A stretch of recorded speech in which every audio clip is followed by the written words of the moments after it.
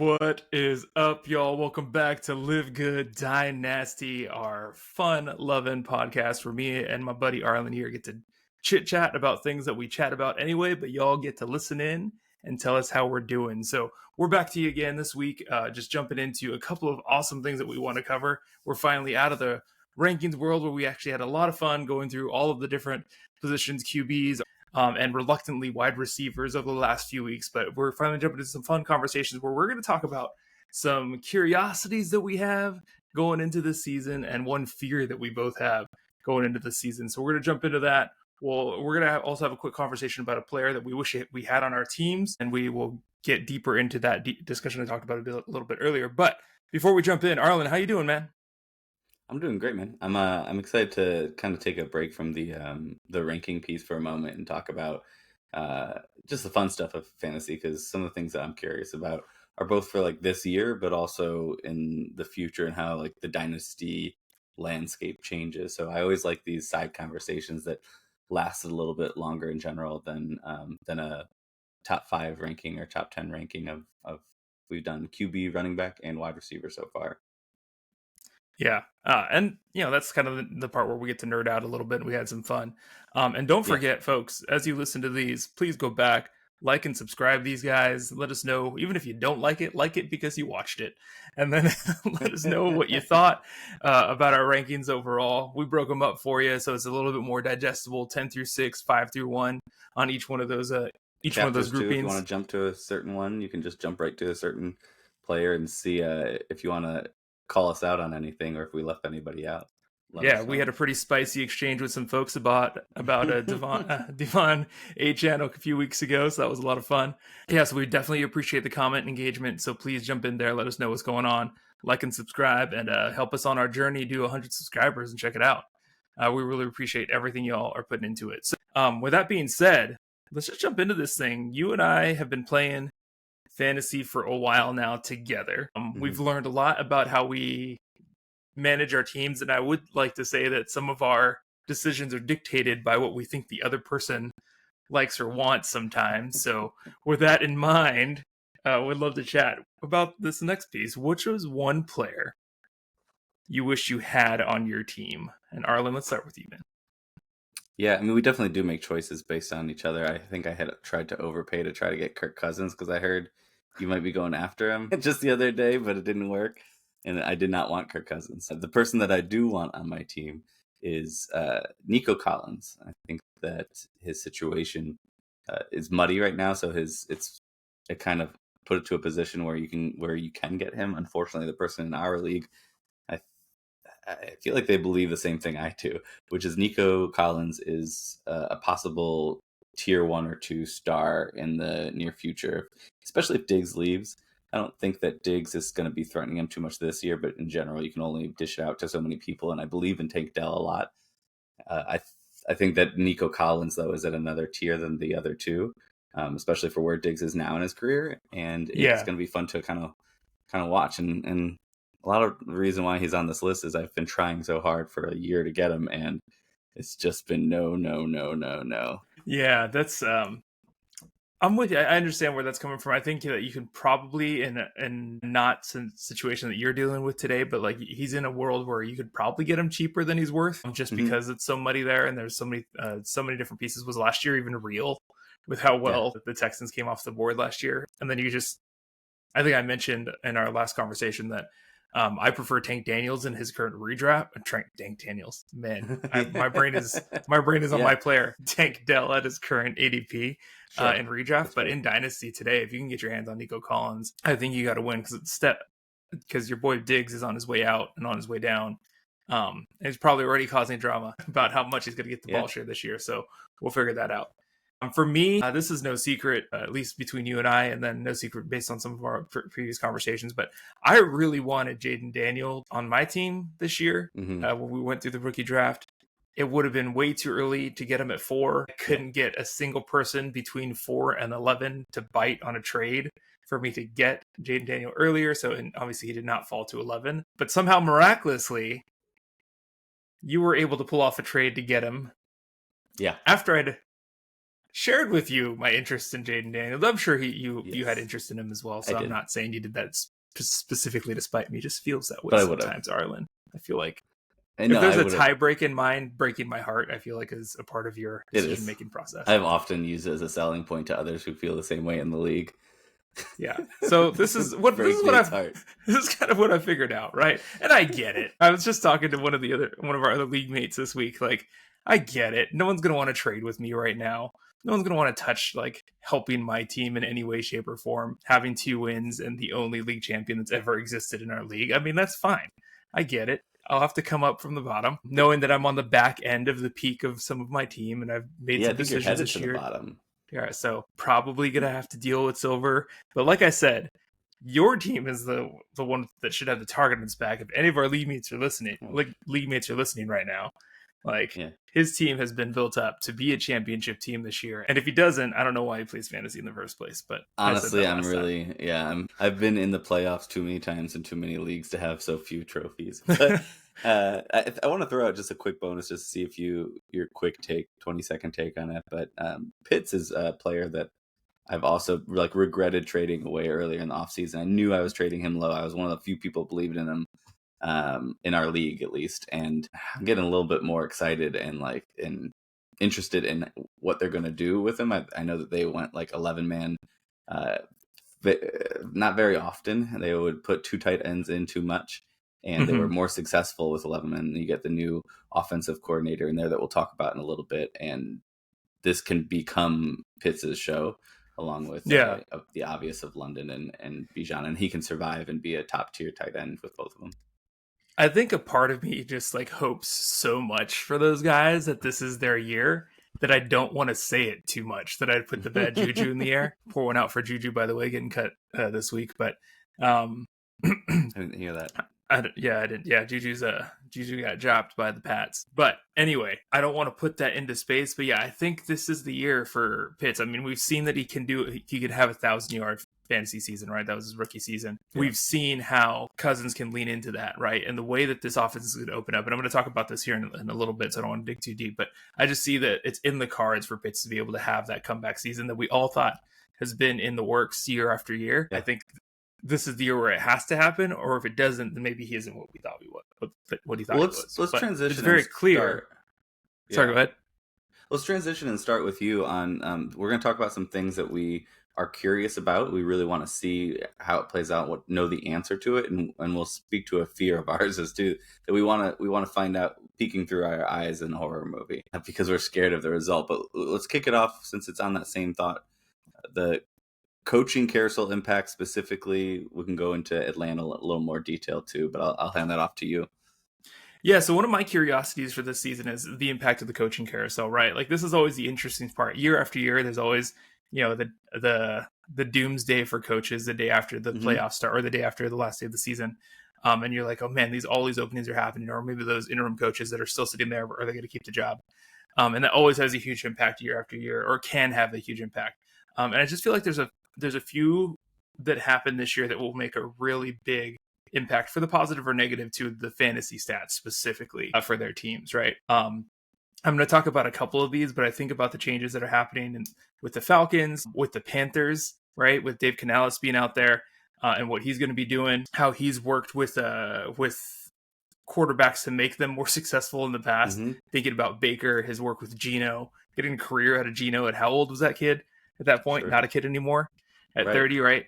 So I know, Bryce Young's still a youngster, right? He's going into year 2, and he was unfortunately surrounded and overshadowed by what Stroud did last year, overshadowed by the 4-game run of Anthony Richardson, right? Somehow he had 4 amazing games and we talked about him all year long and into the offseason. So Bryce Young just didn't get the shine, and he had some struggles, right? If he didn't have the safety blanket in Adam Thielen last year, he would have been even a lot worse.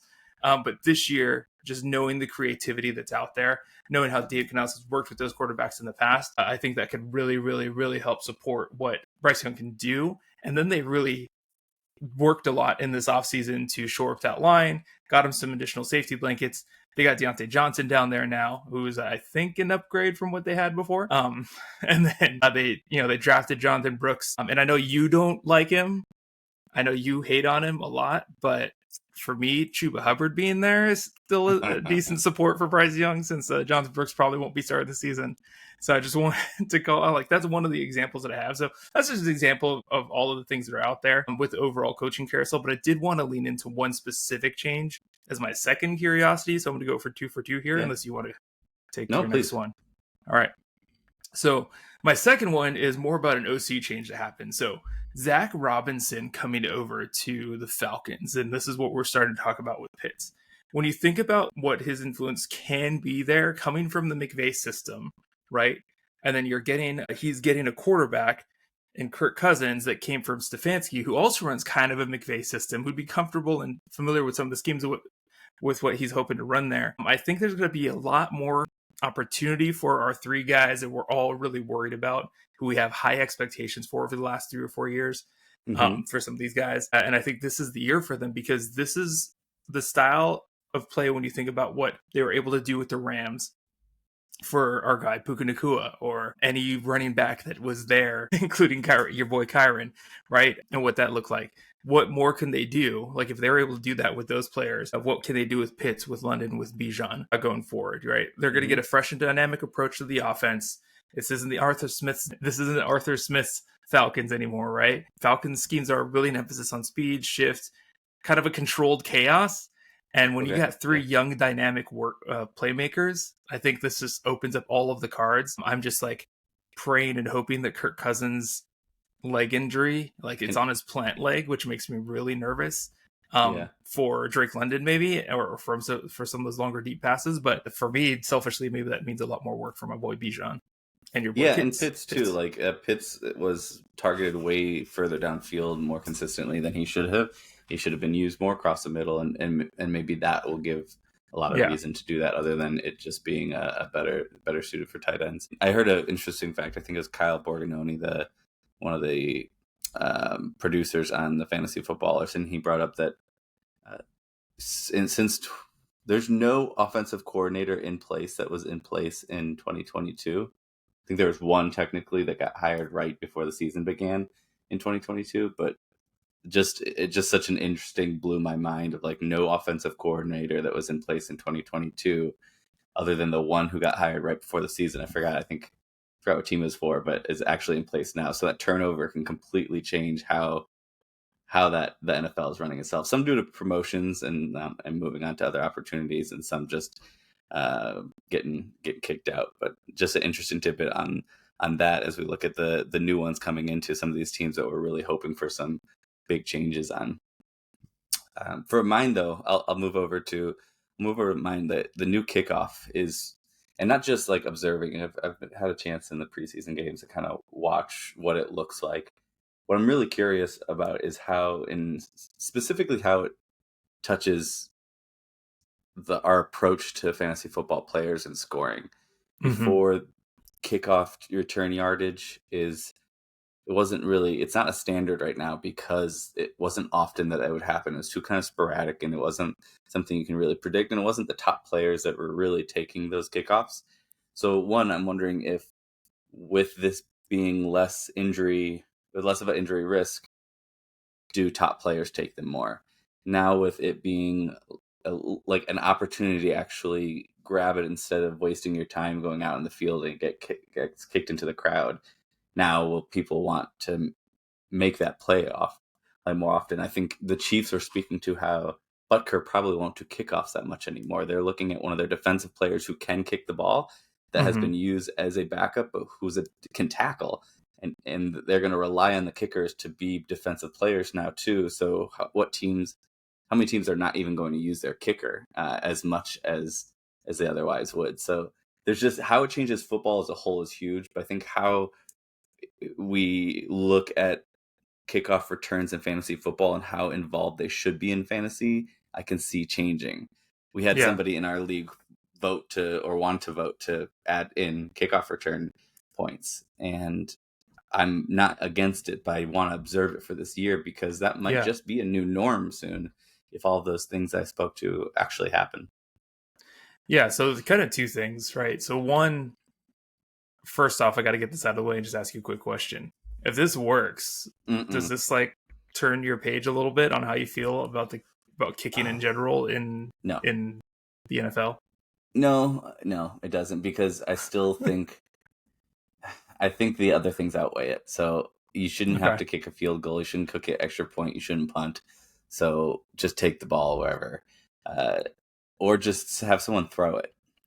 Like throw it to the return team and be done with it. Like I'm more like if you're just like when we're playing street ball with kids, just chuck it. Yeah. That was the kickoff.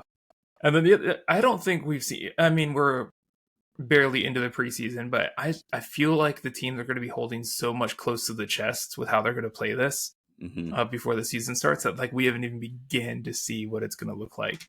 Yeah, they're definitely just because there's so much players out there to return right now either. Yeah. But we're hearing whispers, right? Like we were all cracking jokes early on, like Justin Fields going back there to return kick, like Roma Dunze returning kick, like, and all of us are like, oh no, like they're getting relegated to special teams. What's going to happen?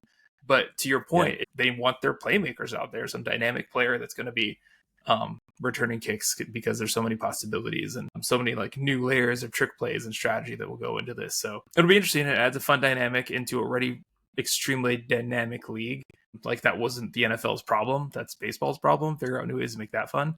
But as much as I love baseball, you all know I'm a baseball apologist, but yeah, this new kickoff should be interesting. I'm really interested to see how they break it down and how not only like the new dynamics come into play, but how about all of the old school, like old head coaches that are like, no, like it's just who's going to like overlook their opportunity here. That's what I was going to say too. If just specifically, I'm going to be looking at new young minds to see like how are they approaching this versus the overall average for the first year or two might not really tell the true story. The equivalent of like what I spoke to with Olave on our wide receiver ranking episodes and why he's in my top 10 is that change in OC going from somebody who ran pre-snap motions in this archaic fashion, the least in the league, to grabbing an offensive coordinator that was in San Francisco with the most pre-snap motions. That new mind, how is that new mind going to approach it versus just league average for the first couple of years? So we might not have the answer right away, but I'll be looking for clues. Awesome. Well, I did too. Do you want to talk about your next one too? Yeah, this one is exciting to me because the running back landscape for so long was you had a few options of your top tier workhorse running backs, and we saw over the last 10 years it start shifting to a running back by committee, and it's almost impossible to find more than one or two workhorse running backs anymore. And at first it was, let's swing all the way to wide receiver because running back is, other than the one or two, running back is going to be a wasteland. You can kind of get those mid guys and be okay with that. And let's really get those star wide receivers. And that was a transition with throwing more in general and then keeping some of your running backs a little safer and rested. But now we see James Cook, Achane, Gibbs, some of these players that, and specifically Achane and Gibbs, going into that superstar level of running back while being more pass catching heavy, where in the past we had like a Sproles that was a good flex running back while you had all of these power running backs. But you can have a Mostert and an Achane. You can have a Montgomery and a Gibbs. You can have these two different styles, both successful, and it's not the general, like that traditional feeling of running back committee. You can have that success with both of them. And I'm wondering if I'm interested to see them this year. There was like a transition from this Sproles type and workhorse running back type that got melded together, and we like saw a CMC and an Eckler. And then now we're seeing like the other side of it where it's just leaning a little bit more towards pass catching. And are we going to start valuing differently? Do these guys who are superstars at this role, do they last longer? And should we not be looking at 27 as the age cliff as dramatically? Is this a trend that starts? I'm just excited about finding out all of those pieces there. And not just a power running back that also catches the ball a lot, but specifically gears towards it. Yeah, that's interesting. Now I understand your take a little bit better hearing you break it down out loud. Like, because you're right, there's been this swing up to even a couple of years ago or a year ago even, we would have hesitated to use a high draft pick or any startable draft pick for a running back that was in a committee. But you're right. Like Gibbs did break that. Gibbs Montgomery really broke that mold for me. I think that was the pair for me that was like, this can work. You have, if the team is going to use them in this way, this guy can run if they're out 10 yards. Gibbs can break one and run it in any time. They're going to use him. He's not just a third down pass catcher. Man, I can't talk. It's a Sunday. I don't know what's going on. But they're going to use him in that way. And then David Montgomery, they're still going to allow to punch in your touchdowns as well. I think that's line, close to the goal line there as well. So like, you think about that, and that, I think there's going to be a science to it. You have to have the right coach, or the right play callers that are going to be there, because you've also seen other teams fail with this, right? Like you think about that year that the Saints have tried this in a few different ways, in a million different versions over the years, right? Saints, yeah. So when we think about like when they had Kamara and what's his face, was it Murray? A few years back. So Kamara and see his face now. Picturing him. We kept wanting it to work, and it was always Kamara that won out. Just look it up, man. It's gonna drive me nuts. I think it was an SC guy. No, that was Reggie Bush. I don't know who the Saints running back I'm thinking of right now. I'm gonna feel real dumb once you say it, but Melvin Ingram. Yep. Yeah, I don't know why that wasn't hitting me either, but yeah, Ingram's the guy. Yeah, so you think of, and teams have tried to do it a lot, and it always ends up one being the better choice of the other, like clear in a way. Whereas I feel like with Gibbs and Montgomery, all time for the Saints. Is he? That's so rude of us. Okay, he was there for a long time, man.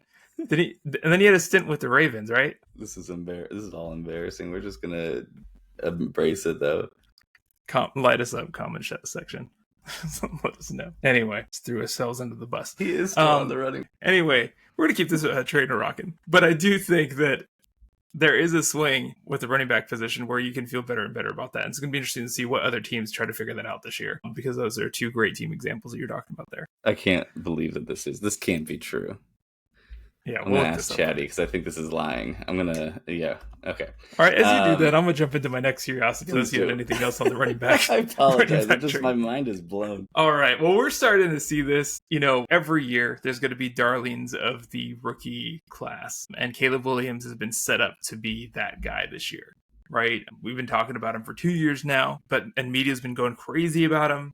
Chicago set up everything they needed to make this guy successful. He is going to be successful as a rookie if Chicago has anything to say about it. Just like Arlen has set up his fantasy team to be a championship team this year as best as he can. So if he fails, it's his fault, right? So that's kind of where we are with Caleb Williams, right? They've set him up for success here, and people have been clamoring for him for a couple of years, like I said. But there's some realities here that like people don't think about. And one is like, I think of him as one of those highlight reel style quarterbacks, and it's not his fault. They've made a joke about this with Justin Herbert a couple years ago, or maybe it was even last year, about being a social media quarterback because they have like such great highlights and look so great on film. But the reality is that they're both West Coast quarterbacks, and sports media leans heavy into the West, or heavily into the East, or things that are in your time zone, especially with college games being so late into the night on Fridays. No one's seeing this stuff live. No one's watching the full games. No one's watching what's going on afterwards. And Caleb Williams has had some moments of just having some funky executive maturity that may not play well into the NFL. Just like not being able to handle high pressure moments. He's like, and I don't want to speak poorly of any of this, right? Like people go through their own emotions and deal with their struggles and how they deal with them. But he's had some unique things that may not translate. I don't know if all of this hype that's surrounding him will like make him go hard or make him struggle. And when we think about it, he's going into this situation in Chicago where he's going to be under the limelight.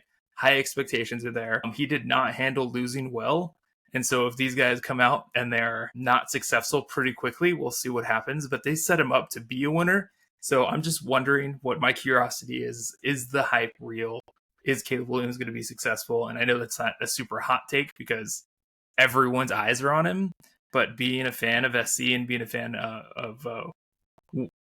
for both of us being on the West Coast, we see a lot more of these games and we see a lot more of what's happening. And I watched a lot of SC games, and he's great. I'm nitpicking, trying to find ways to like bring him down a little bit, and find possibilities for him. But there were moments where he didn't show a ton of executive maturity there, where he did not show handling pressure well, and they leaned super heavily at USC on his improvisational skills. So putting him into because he didn't have a line, like the SC did not protect the guy very well. So putting him into a system where they're not going to be necessarily leaning on that as much, which is theoretically a good thing. We'll see how he does with it. So I'm excited to see how many people he can support too. We have multiple wide receivers in that on that team that we're interested in from a fantasy perspective, and I'd also like them to be able to support a tight end and running back. So now we're in a category where he really does need to be mostly pocket to be successful, which I would assume would be the case. But he's got to ramp up pretty quick. With that in mind, like there's so many people that are fantasy relevant in that offense that people are hoping that Caleb can support. The reality is we're thinking about 6 folks. I don't think he can support that many in year 1, too. I think that for all the hype there's hype surrounding the potential of him long term. So we got to figure out who his guys are going to end up being. Is it going to be DJ Moore, who they just paid? Keenan Allen, who they purposely got there as a safety blanket for the kid. Roma Dunze, who they want to make sure they're starting to ramp up and build around. But then they got DeAndre Swift back there. They've got, selfishly, I hope Khalil Herbert is still a thing. Cole Kmet caught a touchdown from him the other day. So we'll see what happens. There's so many mouths to feed out there. And all of those folks, everyone I just listed, are people last year were on starting fantasy. Like they were starters on your fantasy team other than Roma Dunze. So we'll see what happens with that. Yeah, I assume I haven't hit any redraft drafts yet, but I assume I'm out on Chicago as a whole for this year. A lot of great players, a lot of people that I believe in it from a dynasty perspective, but from a redraft perspective, I think it's the value isn't there, and I also don't. It's also such a gamble of if somebody shines, it could very well be that nobody hits their ADP returns in that value for the entire team. I could definitely see that being the case there. And to kind of go back to Mark Ingram, who you and I know so much about. New Orleans Saints, yes, he's there for a long time. And then he left in 2018, or after the 2018 season. He went to Baltimore, like it was spoken to 2019 to 2020. So he was there for 2 seasons. And then he went to the Texans. He was traded to the Texans in 2021. And then back to the Saints that same year. And then he finished that year, did 1 more, and retired. I do remember the back to the Saints because I'm like, does this mean that he's back in fantasy relevance? And it was no, because he's really old. So he retired in 2020 before the season of last year. Okay. I feel better about that. He was definitely off of our radar, but it was confusing. I think nobody knew this who was listening. If you did, let us know. Light us up. Yeah. Keyboards. I'm really excited to see the pass catchers in some of these teams that it's hard to define. I think Houston's a little bit, I feel more comfortable with gambling on. And I feel that Diggs is the odd man out, Tank, and we'll have Tank and Nico Collins there. Neck and neck, I feel, for a lot of the weeks, but more consistency with Nico, more boom or bust with Tank. Diggs, though, I'm mostly interested in how does that play out. But what I'm really interested in is Buffalo. I love Keon Coleman, but as a person and not a player. I like Kincaid a lot, but they also talk about Knox a lot. What's the dynamic there? Guy. Yeah, they still love Knox. So frustrating. He's not going to disappear for sure. And then Curtis Samuel is somebody who shouldn't be a number 1, but could very well be this year a number 1. But what does that mean? What's his true ceiling? So there's so many people that are just, it's a completely new situation in new offensive coordinator too. I'm extremely, I guess, just curious. I almost said optimistic. I almost said pessimistic because I don't know where I fall. Like every minute it switches from one to the other. I think Allen is somebody who can make something like that work, but you need something from Keon Coleman. And I don't believe that you're going to get a number 1 wide receiver out of him. Maybe he has opportunity, but you need something from him. to be able to be successful in that offense and have that offense itself, be successful. Yeah, I mean, there's still some key pieces that are out there too, right? Like Shakir's still there, right? Like you got, Yeah. And so you've had a love affair with Curtis Samuel for like ever since the contract signed with that kid, and he's been there. But like, to the Bills. To the Bills. I traded for him right beforehand. I felt like he was a good 2 that was surprising, and he outplayed both McLaurin and Dotson last year. And when he got traded, it definitely this is an opportunity for sure. Yeah. So it'll be interesting to see how that shakes out. I like Coleman as a huge red zone threat, but I don't know if he's going to be a true number 1 by any means anytime soon. So we'll see what happens with that kid. But I do love the player. Chiefs, it's Kincaid. We'll see because I think you're right about Houston being the one that shakes out a little bit easier, or at least easier to define because you know exactly who at least the factors are going to be. I think people can come out of the woodwork for the Bills because there's just so many names there. And Josh Allen is someone that's going to take some of that fantasy points away from his skilled players, whereas CJ Stroud isn't someone that's going to be taken too much away because Josh Allen's going to score a couple rushing touchdowns or he's going to take some yardage running. So I think that eats into some of the production for some of the guys there as well. Just like it always has. Nothing changed. That's nothing new, but there's something to consider when you have that many mouths to feed. Let's talk about our fears. What are we peeking through our hands in the horror movie of this year, afraid to see? So wanting to know the outcome of still. For me, it's a little bit selfish. I'm being a little bit of a homer with this discussion, but I think it's super relevant because if one, then at least the other for me. As a Chargers fan, right, there's a high potential possibility that I'm willing to concede that is out there that they may become a little fantasy irrelevant this year. They just knowing that Jim Harbaugh is coming in. If you look at the history of how he's rocked things, even though he was a quarterback himself for the Chargers, and he I don't know if I realized that or remembered that. I think I might have seen a clip early in the season of him in uniform. Yeah, he is a Chargers quarterback. He bridged us to Ryan Leaf, which we were all excited about. And then anyway, he's not known as a guy that leans on his quarterback, but he has constantly said that one of the reasons he wanted to come to the Chargers was for Justin Herbert. It's a little bit of mixed messaging there for sure. But if you look at what he asked J.J. McCarthy to do last year in the championship the championship Michigan Wolverines, he did not throw a lot. He was not a thrower. They leaned heavily on a great defense and their running game. And then the hiring of Greg Roman as their OC, who also leaned heavily on the running game. And then they brought over 2 running backs from Greg Roman's system over in Baltimore, and J.K. Dobbins and Gus Edwards. It's going to be a lot of running. But then they're both listed on the depth chart as number 1 running backs. They're dual starters. So neither one of them, I feel, are going to be super relevant. And then you got the mishmash of pass catchers. I know that he's got to be passing somewhere, and I'm hedging my bets for Ladd McConkey, which is why I drafted him. I think that's I very heavily think he's going to be probably who I'm hoping to be the most fantasy relevant player on the team, even though I also have Justin Herbert on my team. Yeah, but you don't need Justin Herbert to be fantasy relevant to have Ladd McConkey be fantasy relevant. Correct. Yeah. So that's what I'm excited about. But what I'm scared of is that if they all become fantasy relevant, are they at least going to be a good football team? Like the Chargers have shown over and over again, year after year, even when they were great teams that they put together, something happens that makes them just not great. And I know that we're all here in San Diego, and I still think like in Southern California, I guess I'll say, since they're in LA now, we're all hoping he's the great hope that's coming through that will break this tendency for us to have great potential and utter failure at the end of the year.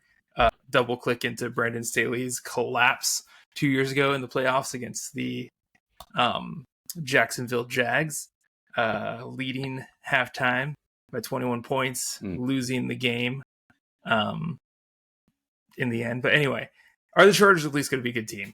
They didn't fill in a lot of pieces that they needed for sure. There's still a ton of opportunity there. But Jim Harbaugh, can he put a winning culture together? Because that's what's been missing. They don't think and act like winners, and therefore never become one. So that's just where I'm at with them. Yeah, I'm hoping, for Herbert's sake, and yours specifically, but for Herbert's sake, I hope they can pull it together. He's a good enough coach that I don't feel like the terrible is on the table, but disappointing or underwhelming can be while they're figuring it out, just not the full potential of what you would expect when you finally find your franchise quarterback. I'm pretty sure disappointing and underwhelming is the middle name for the LA Chargers. So, yeah. Just want to call it out. Anyway, what are you scared of, man? What's going on? So this one's selfish too. But I'm curious to find out what happens with Kyren Williams this year, and more so than because I've gotten to a point with it on my team where I don't feel like he's going to be bad, and I'll accept whatever happens. I've gone through this 12 stages of grief that you go through when they draft a day 2 running back. This is more of a curiosity and a fear. The curiosity part of it that's not associated with the fear is this some new rule that I can lock in now after seeing it with ETN and Tank Bigsby coming in and people being afraid, after seeing it with even though Tank was, I think, undrafted, but he was a day 2 or so, wasn't he? He was a day 2er. Yeah, he was a day 2er. Yeah. And then Walker and Charbonnet, and ETN's the guy. Walker's the guy. When you are good at being a running back and they draft a day 2 running back, it might really and truly be because they didn't like the people behind the starter. And that's all it might be. They want to shore up that, and it doesn't mean the end of the world for that starting running back. Obviously, there's a shorter leash, but if you're a star, you're a star. James Robinson was an undrafted one who was a star, and ETN was coming in, and but ETN was drafted higher, and James Robinson was successful due to volume. The amount of volume he took, it wasn't necessarily like you look at Kyren Williams, and the efficiency is insane. He was extremely efficient with his touches and scored many touchdowns for how much he was given around there. So it really comes down to why would they walk away from that? And does his being so efficient, does it really hurt him that much if he dips into some of the work there? So if he is successful, Kyren Williams, and he doesn't lose a lot of work, then I think that needs to be a rule of mine that I really do fully lock in. More likely outcome is that the top running back who is efficient and very good is going to be still good and efficient and the guy. But I'm afraid that I won't be able to lock that in, because that doesn't happen. And he's not the guy, and he doesn't do well. And it's like he drops a tier or two in value there. Then it's not something that I know now.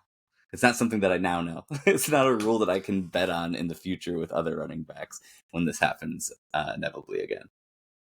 I love that you went through that whole spiel without ever mentioning the threat. Did I not? I was like, the threat that she'll be unnamed. Going through this whole thing. Yeah, I don't want to. If I speak, it's like Voldemort. If you don't say it out loud, is it? He who shall not be named. Yeah. What is his name? You can say it. This is no Mark Ingram, man. We gotta know Blake Corum, bro.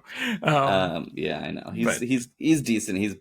Corum is up there with not quite at the level of a Charbonnet or something, because the class itself wasn't that hot. You had I mean, you had Brooks, you had Benson, and then people started talking about Corum, and then even then people weren't really that excited about any of them for the most part. So I think a day 2 running back this year is not the same as a day 2 running back every year. And that was the thing to call out, right?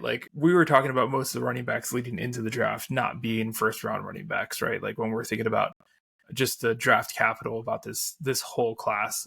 It's interesting how the narrative changes after the draft is far enough away from our minds that we can jump into the preseason and the training camps and stuff. And all of a sudden everyone's excited about Jonathan Brooks when everyone kind of had question marks around it. Especially with the injury, right?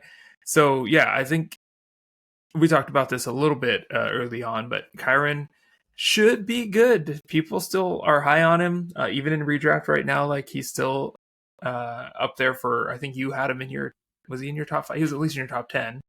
I think top 10. I think 6 or 7. Yeah, so he's someone that people still believe in, and we'll see how it plays out. It's just interesting because in this dynamic, I think you're right about him being a backup lock-in versus a complementary person to take away work, because he's a similar player to Kyren, and that's what made it a little scary, I think, for folks. Yeah. But we'll see how that plays out. And you're also, I mean, people are also always looking for perfect. And when it's not perfect, we tend to overblow it. Like the likelihood of them not getting a running back in a decent spot when there wasn't much behind them, and they did struggle with who's going to step up. And they signed some like Darnell Henderson, or like they draft, or they signed some like random players last year just to try to fill that. So it really can be, we have our backup solidified. And if Kyren gets hurt, he can step into that role, and that's all it is. That's what I'm really betting on right now. So if he proves that right, then we'll be talking at the end of the season about how Kyren is a sell high candidate. There we go. All right. Well, we had some great discussion here today, jumping into what we were worried about and what we're excited about here. So just to recap, the new Kickoff is going to be something to watch this season. We're really going to be checking out how that plays into strategy and how we can use that to better our fantasy experience. I'm excited about that potential. A lot to look at, the upcoming changes with all the coaching changes that have been out there. Specifically in Atlanta, we want to really understand how we're going to get Pitts, London, and Bijan even more fantasy relevant than they've been struggling to be over the last few years. Good to check out the new dynamic around running backs. Is this a thing now where we can trust two running backs, like running back by committee, no longer a scary term in fantasy football? Will that play out well? Is Kyren Williams the real thing? We'll see. We'll figure out if these pass catcher situations in Houston, Buffalo are going well, and we are going to pray that the Chargers are at least a good football team if we're going to take relevancy away from their fantasy numbers, and your boy Kyren's going to hold on to their job. So that was in no particular order, but some great discussion points that we had today around some fears and anxieties we may have, and then some curiosities at large. We should do a don't forget, folks. Sorry to cut you off, but we should do a mid-season refresh of these ones and end of season and see where we're at, and if we know any truths by then. Yeah, have we locked any of this in? For sure. All right, y'all. Well, don't forget to like and subscribe. Join us on our journey. Just two guys loving to talk about fantasy football. Getting to have the conversations we'd have anyway. We have them right here with you. So like, subscribe, comment, let us know what you think, and join us on this journey. We'll talk to y'all soon, folks. All right, now. Take care, y'all.